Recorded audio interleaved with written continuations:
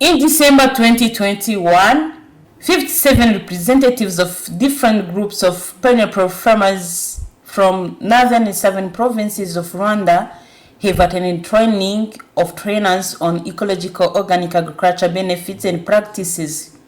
The TOT has been organized by Huguka in partnership with Rwanda Organic Agriculture Movement in the framework of Ecological Organic Agriculture Initiative, an initiative coordinated by BioVision Africa Trust.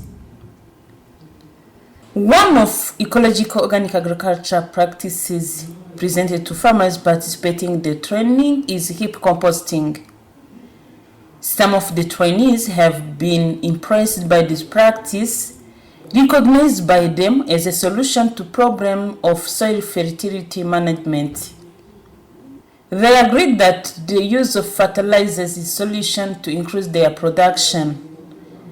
It was very complicated for them to find organic ones because the only organic fertilizer they used to have is yard manure and animal waste.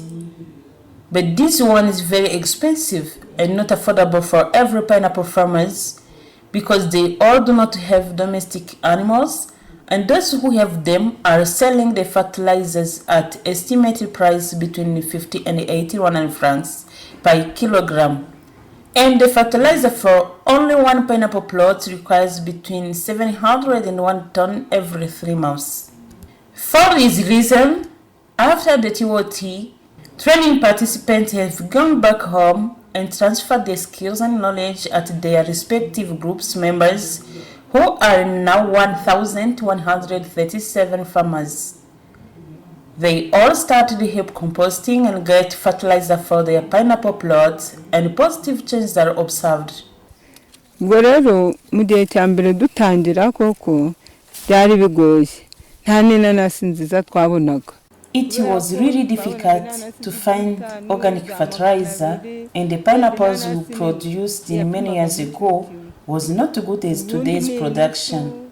In that period, one pineapple would cost 150 to 100 francs or 200 and has in maximum 1 kilogram because the fertilizer we were using was not very good for us. Ujya hejuru riyongera inanasi ziba nini namwe mwabibonye murabireba ukuntu inanasi zacu zingana. We received training on how to prepare compost. It has helped us a lot with the production going up and the pineapple getting bigger. Now we have good pineapples. Their price has increased. We can sell them at 500 or 6, even 700 trays. We thank our partners because you have been close to us, and this will help us to get to our sustainable development. Bitewe n'umusaruro tugenda tubona tuza kugira amahirwe duhura na Huguka iza kuduhugura ku by'ubuhinzi bw'inanasi. We meet Huguka and get knowledge about how organic pineapples can be grown and how to make heap composting and how to apply it. Twamaze kuyikora. Twebwe rero tumaze kuyikorera twarayikoze turaza muri za nanasi zacu turavugurura dukoresha ya fumbire yacu. It is now making a big difference in our agricultural system, and our production is valuable today. The knowledge we have received will continue to help us more, and we will teach others who have not been able to be trained by Huguka. Mu kigwi tukahugura n'abandi ubu rwose nicyo tugiye kuzajya dukoresha.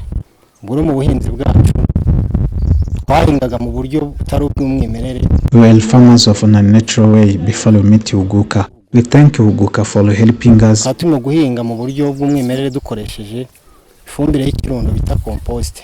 Ubu turi gukora neza muri no minsi uko twaranaguye tubona n'uburyo ki gukoresha ifumbire ya compost byagiye bitugabanyiriza igihombo. By training us on how to increase productions, we face more losses because of using domestic animal manure, which was not easy to find, and our production was very low by comparing to today. Ubu tumaze kwa abahinzi bamaze kwaguka ntago tukiri nkuko twari tukiri munsi y'umurongo w'igihe twari tutarabona amahugurwa.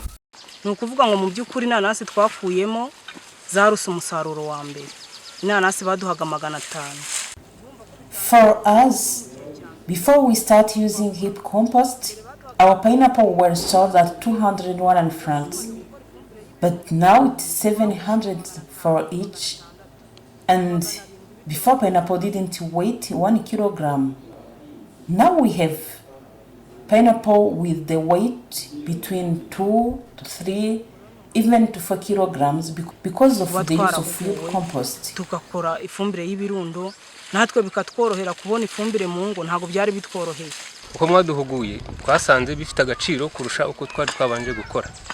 Ari byo byibyo twakomerejeho n'ahandi hantu twagiye. What it one does is more important because it differs from agriculture practice we use it to adopt.